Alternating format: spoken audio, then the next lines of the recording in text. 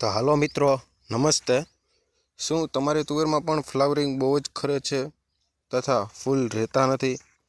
તો એના માટે આપણે એક નવી જ પ્રોડક્ટ લઈને આવી ગયા છીએ, જેમનું નામ છે મેટ્રો મિક્સ, જેમનું રિઝલ્ટ ખૂબ સારું છે, તમે જોઈ શકો છો।